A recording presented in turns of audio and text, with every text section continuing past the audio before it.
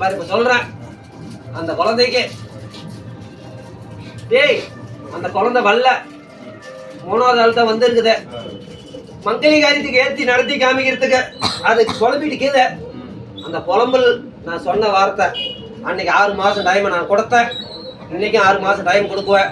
அவனுக்கு கிழக்கு தேசையில் ஒரு ஏழைப்பட்ட குடும்பத்துக்கு தான் பொண்ணு அமையணும் அன்னைக்கு அம்மா கொடுத்த வார்த்தை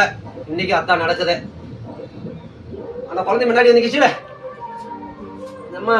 தாய் நீ முன்னாடி வந்ததுனால எல்லாமே நடத்தி காமிக்கும் அந்த எலுமிச்சு கனி கொடுமா